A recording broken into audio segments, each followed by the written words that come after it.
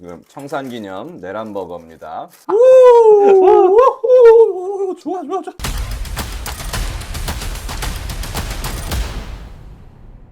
네, 오늘 저 대통령 변호인단에서 입장문을 냈어요. 이렇게 공수처 수사가 합법이 아니라 보면서도 출석을 결단하게 된 경위. 너희는 수사는 다 불법이지만 뭐 유혈 사태가 날 것 같으니까 걱정이 나가지고. 여기서도 그래서 체포 당한 게 아니라 출석을 했다고 표현하잖아요. 현실 왜곡이 장난 아닙니다, 이 사람들. 법원에서 이의 신청도 다 기각됐어. 응? 법원 행정처장도 영장 발부된 거는 적법하다. 그러니까 응해라. 응하는 게 맞다 이렇게 얘기를 했어요. 얘네만 불법이래, 얘네만.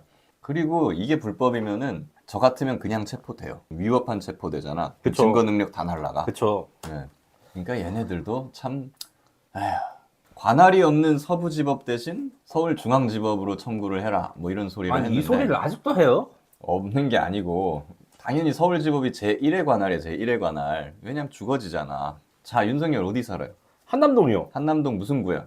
용산구요. 용산구. 용산구 서울 서부지법 관할이에요. 관할은 주거지, 그리고 범죄지, 그리고 현재지. 현재지는 구속된 데를 말하는 거예요. 쉽게 말하면. 예. 네, 그런 거라서 이거는 사실 어디에도 관할이 다 있어, 이게. 관악 선관위에 계엄군이 터들어갔잖아요. 네, 맞습니다. 관악구는 서울중앙지법이에요. 그럼 서울중앙지법에도 범죄지니까 관할이 있어요. 국회에 쳐들어갔잖아. 그거 영등포구잖아요. 그건 네. 남부지법이에요. 아. 남부지법에도 관할이 있어요. 특전사 어디서 출동해요? 이천. 이천. 이천에서 출동하잖아요. 그 여주지원에도 관할이 있어. 아. 관할 왜 여기저기 다 있어, 관할이 그냥. 범죄를 너무 많은 데서 저질러서.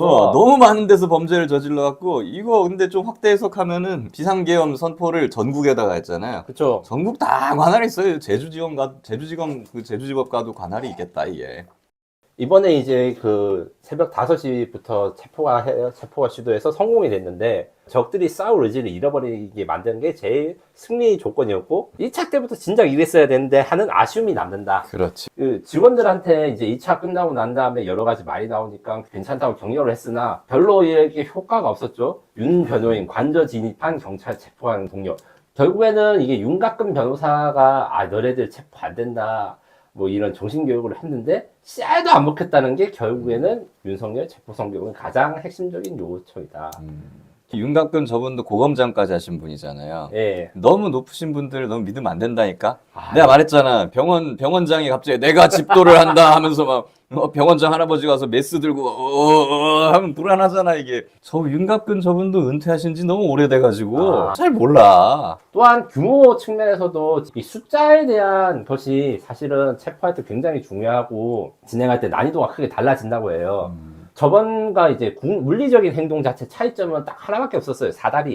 사다리를 타고 넘어가고 이제 차도 사다리를 타고 넘어갔는데 숫자가 이제 경호함도 많아지니까 자연스럽게 분위기가 이 체포에 이런 데 저항하지 않은 분위기가 됐다. 그런데 그렇죠. 대신에 이 시간이 걸렸다. 그리고 제일 많이 걸린 시간이 결국에는 관저 1차, 2차, 3차 관문인데 맨 마지막에 집 앞에 대문은 사다리로 타고 넘어가지 않고 나오라고 이렇게 설득을 해가지고 하는데 시간이 좀 걸렸다고 해요. 이번 사건의 이제 교훈은 이제 1차 집행 실패의 그 교훈을 많이 반영을 했지만 반드시 이제 왜 1차 집행이 늦어졌나 이런 수사가 필요하고 1차 집행과 2차 집행 기간 동안에 그 윤석열 범법인가 지금 기소나 이런 게 안 된 걸 보는데 저는 이것만으로도 엄청난 죄라고 생각하거든요. 그렇죠. 내란 선동을 한 그 얼마나 많은 멘트, 유튜브, 당연하죠. 페이스북, 유튜브 영상들이 있으니까 이것도 다 범죄 사실에 넣어야 된다. 그거까지 다 넣어야 되고 그리고 뭐 여기서 안 하면은 네. 특검에서 네, 그렇죠. 하면 되겠죠. 특검에서 하면 되겠죠. 그리고 마지막으로 재발 방지. 경호처 경호부장에 불법적인 행위를 하면 안 된다는 거를 당연한 건데 이거를 명문화를 해야 되나? 명문화할 필요가 있어요. 사실 경찰관 직무집행법에도 그런 조항이 있거든요. 아. 남용하지 마라. 뭐 그쵸. 최소한도로만 폭력을 써라. 막 이런 게 있는데 그냥 경호처를 없애버리는 게 맞는 것 같아요. 이제 내란 수사 이슈 있는데 제가 지금 주목하거나 취재하고 있는 건 크게 두 가지예요. 지상작전사령부와 수도방위사령부인데 지상작전사령부 같은 경우에는 지금 이슈가 된 게 국회에 나와가지고 설명을 하는데 적반하장으로 소리도 좀 지르고 자기는 아무것도 몰랐다. 약간 뭔가 그치. 자신은 뭐 죄가 없는 것 맞아요. 같이 이렇게 아니, 이야기를 하고 육군이나 해군이나 공군은 뭐 잠깐 몰랐을 수도 있어 이게. 공군은 막 심지어 거의 게임하고 있잖아요 거기서. 맞아요. 네, 그분은 진짜 몰랐던 것 같아. 11월 말에 수방사 지작사 드론사령관이 휴가를 갔다. 계엄 대비를 한 의혹이 있다. 보통 지휘관급은 사실 휴가 내는 것 자체가 없습니다. 이게 여러 가지 이유가 있지만 핵심적으로 무슨 일이라 할지 모르기 때문에 정말 급한 일 아니면 휴가를 사용한 게 없는데 이런 중요한 그 내란에 참여한 사람들이 짜맞춰서 했다는 것 자체가 미리 사전에 알고 있었던 건데 지금 거짓말을 하고 있는 게 아닌가. 또한 이제 그 외환죄랑 내란과 관련 사전할 때 북한과의 도발 이런 걸 위해서 요 말이 뭐냐면 지작사령관이 자기는 말렸다 이거예요. 자기는 그래서 아무 죄가 없다 이렇게 했는데 하여튼 쏘긴 쏘려고 했다는 거 아니에요. 원점 타격 그러니까 북한 지역에 사격을 한 게 아니라 그냥 그 요격을 기관총을 쏠라 했다. 국회나 아니면 다른 기자분들 의견도 그렇고 추가적인 조사가 필요하지 않은가. 그리고 외환 유치 아니고 비상기업도 몰랐다. 이렇게 이야기를 합니다. 과연 그럴까? 과연 그럴까?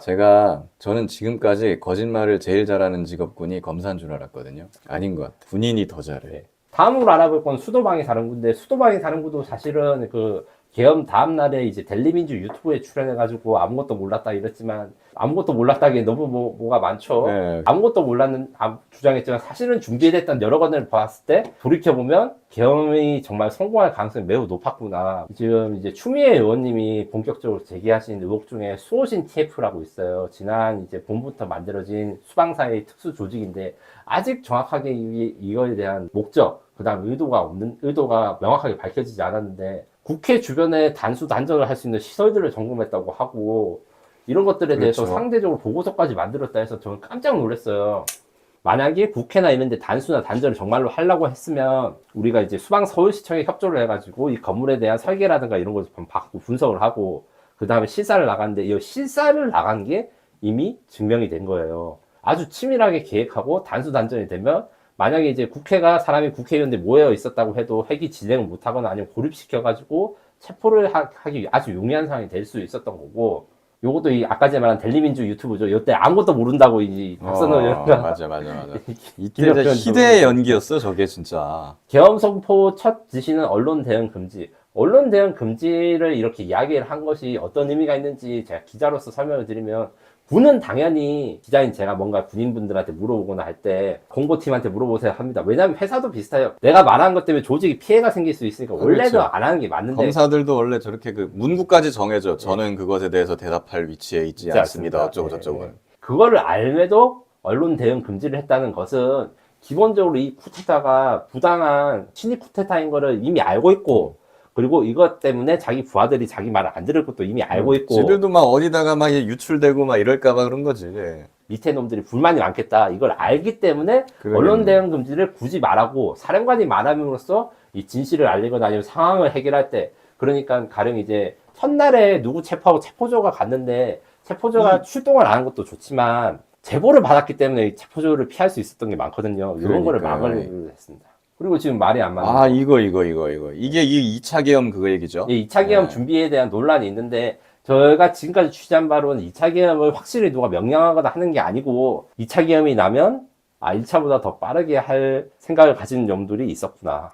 1차에서 실패한 거를 보완하기 위해서 미리 이야기를 하거나 이런 건데 요게 지금 언론이 꼬인 게 2차 계엄 같은 경우에 아직 공소가 안 나왔으니까 2차 계엄 사실은 이들이 이제 말을 잘 맞추면 이게 피해갈 수 있거나 이 음모를 들키지 않을 거라 생각하나 봐요. 그런 것 같아요. 지금 외환도 약간 그런 느낌이잖아요. 사람들이. 그렇습니다. 예. 지시를 받았다고 지시를 안 했다고 하는데 박안수도 자기가 계엄사령관이 될 거 모른다고 했지만 사실은 다 지금 알게 된 것도 있었고 내란 국조특위에서 지금 그 봤을 때 서로 말이 다른데 요거에 대해서는 하루속히 좀 수사가 필요합니다.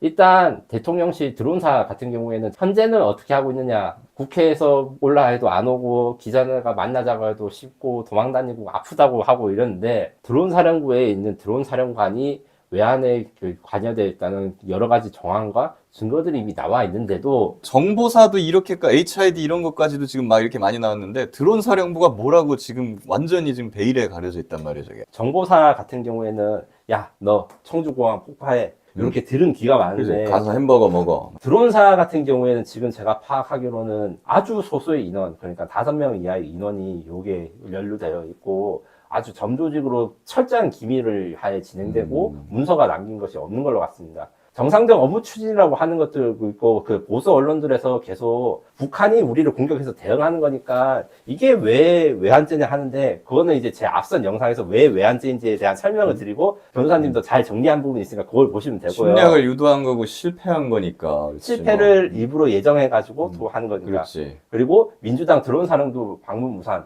군 정치 중립 위반 가능성이라 했는데 요건 사실 변명이고 민주당이 제가 취재한 결과 민주당에서 드론 사령부 방문한 건 조사를 위해서 그러니까 아직까지 검찰이라든가 공수처에서 수사를 하고 있지 않기 때문에 그렇지. 민주당의 이제 지금 실무자들, 당국자들 이 조사관이 같이 가는데 국회의원 와가지고 차만 마시고 가라. 이래서 그럴 거면 안 간다. 이렇게 된 것이고 완전. 이거에 대해서 이제 자기들이 지금 검찰 수사나 이런 게 안 받았다는 것을 방패막이 삼아가지고 정당한 사실규명이나 이런 것들 다 막고 있습니다. 그리고 지금 저 안보실에서 HID만 방문한 게 아니라 드론사까지 방문을 했다는 거죠, 지금? 국가안보실 개입에 대해서 이제 드론사령부가 국가안보실의 명령을 받아가지고 했다는 거는 고발도 했어요. 김태호가 간 것도 원래 직분과 자기 역할이 전혀 맞지 않는데 간 것이 있고 해외 작전을 하지 않는 원래 부대인데 해외라든가 외교 안보를 담당한 것도 있고 드론 사령부를 방문한 것도 사실 말도 안 되는 건데 이거 전혀 이제 상관이 없는 가짜뉴스 민주당이라고 했다가 점점 지금 뭘 했네가 조금씩 드러나고 있어요. 드론 사령부의 그 창립 목적과 임무에서는 북한에 대응하는 임무가 있는 건 맞아요. 왜냐하면 이게 창립 자체가 북한이 용산에다가 드론을 날려보내고 거기 대응을 하는 거기 때문에. 그렇죠. 다만 이제 그거는 이제 공격적인 수단보다는 사실 드론을 막아내는데 이런 게, 그 다음에 네. 정찰, 평화적인 이런 게 있는데 거기다가 지금 적을 공격을 유도한 임무가 더해진 거고 이야기되는 게 합참을 거치지 않았다. 국방부를 거치지 않았다. 안보실에서 직접 다이렉트로 군사작전 오더를 했다. 자, 드론사는 어디에 명령을 받는 부대입니까? 합참에서 합참의 명령을 받고. 그럼 드론사에다가 북한에 야 드론 날려, 드론사에 드론 날려라고 명령을 할 수 있는 데는 합참이다 이런 거죠. 근데 합참을 패싱한 게 거의 확실합니다 지금. 합참을 패싱하고 안보실에서 네. 안보실은 대통령실이잖아요. 예, 대통령실에서 직접 전화를 이렇게 그냥 해서 패싱하고 한 거네. 맞습니다. 그리고 이건 계엄이랑 완전히 똑같은 거예요 보면. 그리고 거기에서 철저히 지금도 기소가 안 됐다는 걸로 해가지고 사실을 안 밝히고 확인해 줄 수 없다. 아예 그냥 거짓말을 하려면 또 그러니까 뭐 이런지 모르겠지만 이런 식으로 계속 회피를 하는데 기자 입장에서 정말로 답답합니다.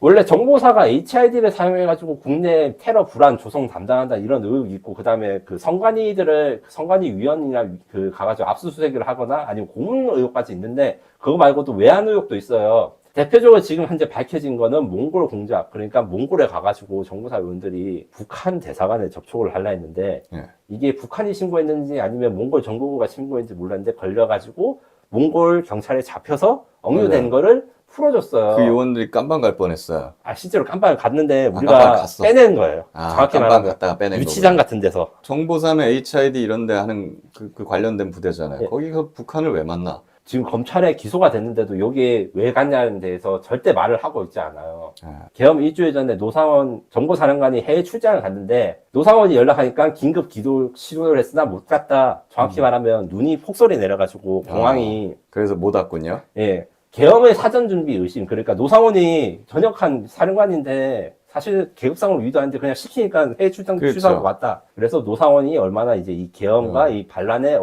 깊게 관여했나. 요거 이 사람이 포커스만 갑자기 있는데. 전 보다가 막 야 꿈자리가 안 좋아 들어와 막 이러진 예. 않았을 거 아니에요. 문상호 정보사령관이 계엄 일주일 전에 해외 출장을 갔는데 지금 나라를 밝히지 못하지만 정말 말도 안 되는 나라고 정말 큰일 날 짓을 했습니다. 제가 보기엔 큰일 몽골 날 나라에 파일보다 더 심각한데 문제는 검찰에서 문상호 정보사령관이 계엄 일주일 전에 해외 출장을 간 게 말이 돼? 그치. 그래서 너 계엄 일주일 전에 왜 거기를 갔어 하니까 절대 말을 못한다.